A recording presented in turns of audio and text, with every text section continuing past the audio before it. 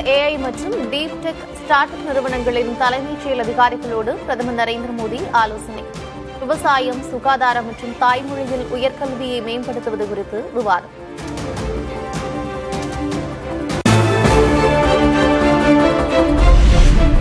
அமெரிக்காவுடனான வர்த்தக ஒப்பந்தம் நாட்டின் இறையாண்மையை அடகு வைக்கும் முழுமையான சரணாகதி என்று ராகுல் காந்தி மீண்டும் விமர்சனம். அதானி வழக்கு, எப்ஸ்டீன் கோப்புகள் மூலம் மோடிக்கு அமெரிக்கா அழுத்தம் கொடுத்துள்ளதாகவும் பேச்சு.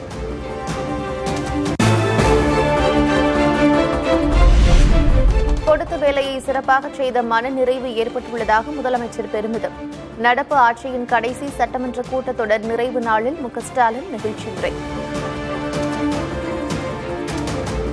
தொலைநோக்கு பார்வையும் கொண்ட திராவிட மாடல் அரசை கடந்த 5 ஆண்டு காலத்தில் நடத்தி காட்டியிருக்கிறோம் என்ற மனநிறைவோடு நான் உங்கள் முன்னால் நின்று கொண்டிருக்கிறேன்.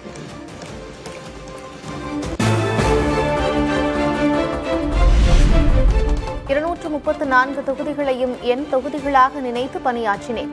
சட்டமன்ற கூட்டத்தொடர் நிறைவு நாளில் ஸ்டாலின் நிகழ்ச்சியுரை. நாங்கள் அமைக்கப் போகக்கூடிய திராவிட மாடல் 2.0 ஆட்சி எங்கள் சாதனைகளை நாங்களே விஞ்சும் அளவிற்கு மீண்டும் வந்து தமிழ் மக்களுக்கான திட்டங்களை தொடர்ந்து செயல்படுத்துவோம்.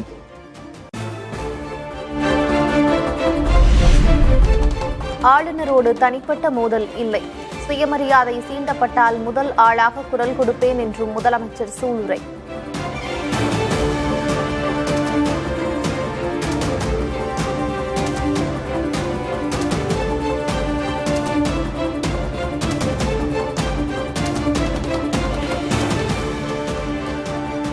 ஆளுநருக்கும் எனக்கும் தனிப்பட்ட முறையில் எந்தவித கருத்து வேறுபாடு கிடையாது. தங்களுடைய சுயமரியாதை எல்முனையளவு சீண்டப்பட்டாலும் அது யாராக இருந்தாலும் எதிர்குரல் கொடுக்கும் திசையில் முதல் நபராக நான் இருப்பேன்.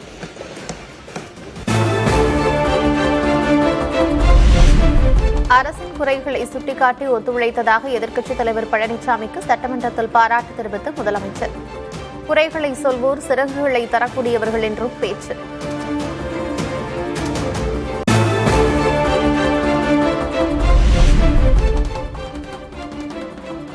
ஒட்டுமொத்த தமிழர்களும் தன்னுடன் கைகோர்த்ததாக முதலமைச்சர் ஸ்டாலின் நிகழ்ச்சி. 5 ஆண்டுகளில் மனசாட்சியோடு உழைத்ததாகவும் பெருமிதம்.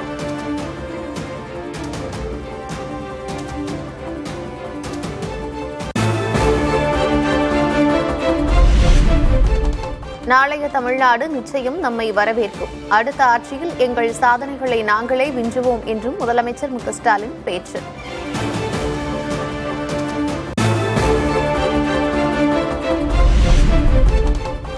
மீண்டும் ஆட்சிக்கு வருவோம் என்று முதலமைச்சர் ஸ்டாலின் உறுதி.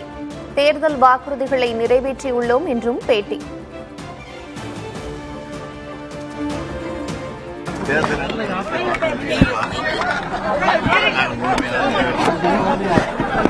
அதுல முழு மனநிறைவோட அது மட்டும் இல்லாம மனநிறைவோடு நான் சொல்றேன். மீண்டும் திராவிட முன்னேற்ற கழகத்தின் தலைமையில் தான் ஆட்சி அமையும். அது உறுதி. விரைவில் சந்திப்போம். சட்டமன்ற வளாகத்தில் முதலமைச்சர் ஸ்டாலினை இருமுறை சந்தித்த முன்னாள் முதலமைச்சர் ஓ பன்னீர்செல்வம். கூட்டணி தொடர்பான நிலைப்பாட்டை பன்னீர்செல்வம் அறிவிக்காத நிலையில் கவனம் பெற்ற சந்திப்பு.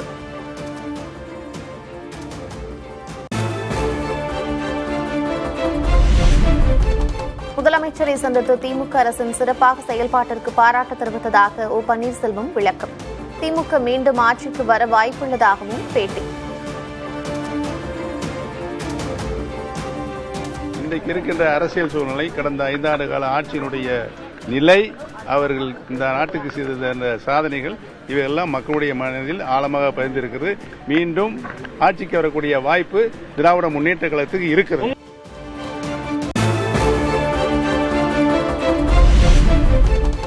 திமுக அணியில் இணைவீர்களா என்ற கேள்விக்கு மறுப்பு தெரிவிக்காத பன்னீர்செல்வம், கொஞ்சம் பொறுமையாக இருங்கள் என்று பதில்.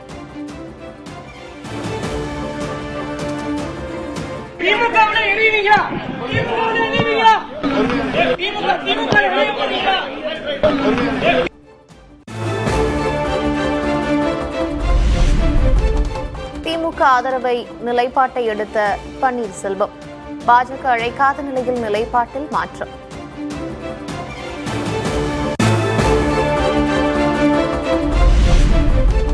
மீண்டும் ஸ்டாலினை முதல்வர் ஆவார் என்று சட்டமன்றத்தில் ஓ பன்னீர்செல்வம் ஆதரவு எம்எல்ஏ ஐயப்பன் பேச்சு. எம்ஜிஆர் ஜெயலலிதாவின் ஆசையுடனும் ஓ பன்னீர்செல்வத்தின் வாழ்த்துக்களுடனும் வெற்றி பெறுவார் எனவும் உரை.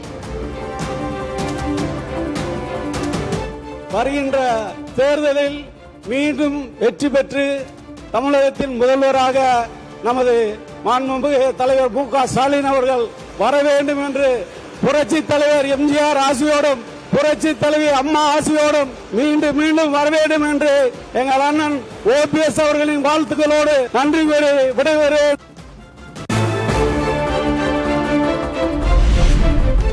சட்டமன்ற கூட்டத்தொடரின் இறுதி நாளில் அவைக்கு வராத அதிமுக உறுப்பினர்கள். இடைக்கால பட்ஜெட் மீதான பதிலுரை புறக்கணிப்பு.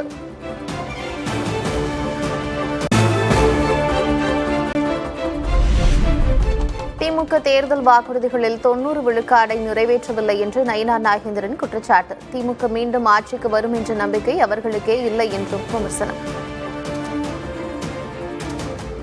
கிட்டத்தட்ட 90% இவர்கள் செய்யவில்லை.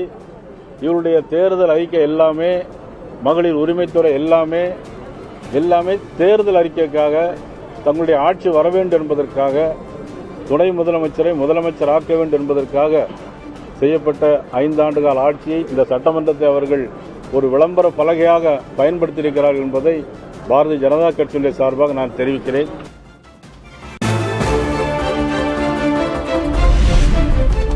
உரிமை தொகை திட்டத்தை யாரேனும் நிறுத்த முற்பட்டால் தமிழ்நாடே கொந்தளிக்கும். சட்டமன்றத்தில் அமைச்சர் தங்கம் தென்னரசு பேச்சு.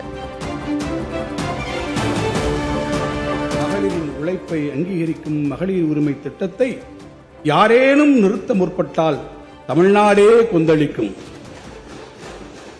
அந்த கொந்தளிப்பு உணர்வு இருக்கும் வரை தமிழ்நாட்டை ஆட்சி செய்வது முத்துவேல் கருணாநிதி ஸ்டாலின் தான் என்பதை நான் உரத்துச் சொல்கிறேன்.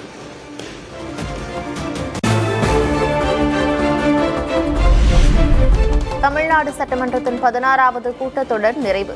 சட்டமன்றத்திற்கு தவறாமல் வந்த 18 உறுப்பினர்களுக்கு பாராட்டு தெரிவித்தார் சபாநாயகர் அப்பாவு.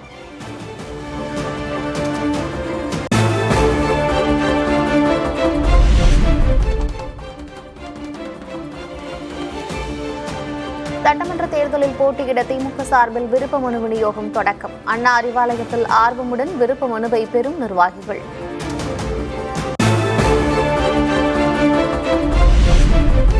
சட்டமன்ற தேர்தல் பணிகளை தீவிரப்படுத்திய தேமுதிக. விருப்ப மனு அளித்தோரிடம் கட்சியின் பொதுச் செயலர் பிரேமலதா நேர்காணல்.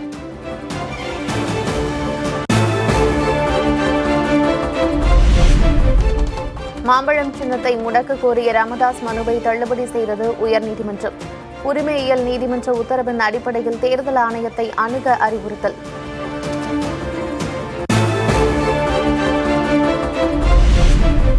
மாம்பழம் சின்னத்தை முடக்குவது குறித்து தங்களால் முடிவெடுக்க முடியாது. ராமதாஸ் வழக்கில் உயர்நீதிமன்றத்தில் தேர்தல் ஆணையம் பதில்.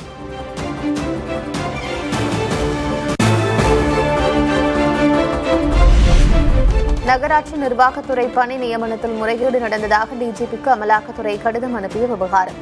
அதிமுக தொடர்ந்த வழக்கில் அமைச்சர் கே.என். நேரு மீது வழக்கு பதிவு செய்ய லஞ்ச ஒழிப்புத்துறைக்கு உத்தரவு.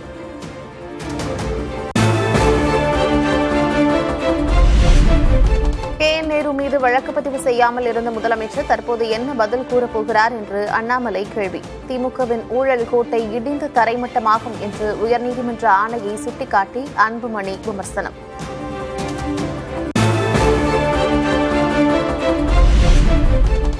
மன்னிக்க முடியாத அளவுக்கு திமுக அரசு ஊழல் மலிந்துள்ளதாக தவிக தலைவர் விஜய் குற்றச்சாட்டு. அமைச்சர் கே.என். நேருவை பதவி நீக்கம் செய்யவும் வலியுறுத்தல்.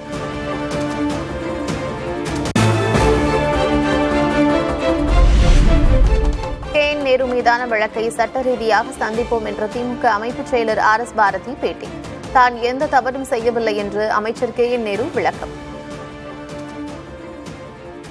இப்பொழுது இந்த எஃப்ஐஆர் ரிஜிஸ்ட்ரேஷன் போட்டிருக்கிறார்கள். சட்ட ரீதியாக இதை சந்தித்து அதை தவிடுபடியாக்குவதற்கு திமுக சட்டத்துறை தயாராக இருக்கிறது என்பதை தெரிவிக்கிறேன்.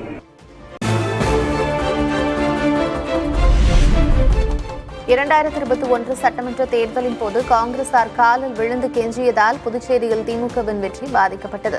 திமுக எம்பி ஜெகத் ரட்சகன் குற்றச்சாட்டு. அந்த உதயசூரியனை விட்டுருந்தீங்கன்னா 30 தொகுதி ஜெயிச்சிருக்கோம். எங்க நாங்க இதுல இருந்து பாண்டிச்சேரியிலிருந்து கடலூர் போறதுக்குள்ள தான் போய் கையில காட்ட கொண்டு அழுது க்ளோஸ் பண்ணிட்டீங்களே.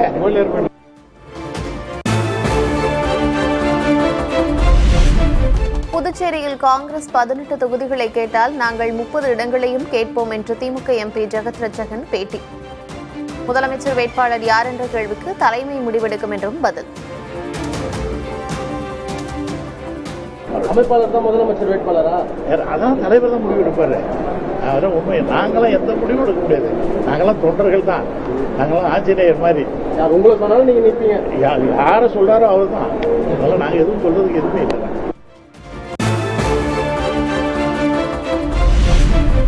சென்னை கலைவாணர் அரங்கில் 73 ஜோடிகளுக்கு திருமணம் நடத்தி வைத்த துணை முதலமைச்சர் உதயநிதி காதல் திருமணம் குறித்து கலகலப்பாக பேச்சு. என்னம்மா காதல் திருமணமா அரேஞ்ச் மேரேஜா என்ன அப்படின்னா இல்லைன்னா காதல் திருமணம் இப்போ அரேஞ்ச் மேரேஜ் ஆயிடுச்சு அப்படின்னு சொன்னாங்க. ரொம்ப மகிழ்ச்சியா இருக்கு. எனக்கு தெரிஞ்சு இந்த மேடையில பாதிக்கு மேற்பட்ட ஒரு காதல் திருமணமா தான் இருக்கும்னு நினைக்கிறேன். காதல் திருமணம் கை தூக்குங்க. அதான் கிட்டத்தட்ட 90% 100% இங்க காதல் திருமணம் தான்.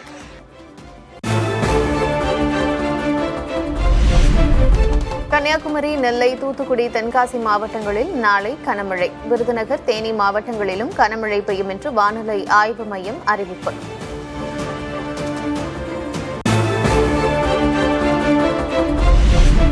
சென்னையில் இடி மின்னலுடன் 2 நாட்கள் மழைக்கு வாய்ப்பு. வானிலை ஆய்வு மையம் கணிப்பு.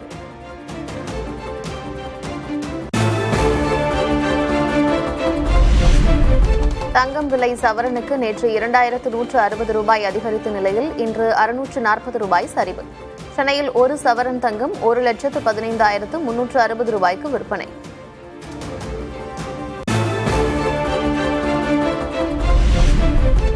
ஜெய்ப்பூரின் வரலாற்று சிறப்புமிக்க ஜல் மஹால் பகுதியில் விமானப்படையின் வான் சாகச நிகழ்ச்சி.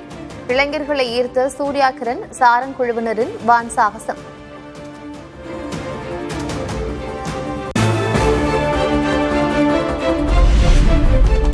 பிரான்சில் கடந்த பல தசாப்தங்களில் இல்லாத அளவுக்கு பெய்து வரும் கனமழை. தென்மேற்கு பகுதியில் உள்ள கரோன் ஆற்றில் வெள்ளப்பெருக்கு.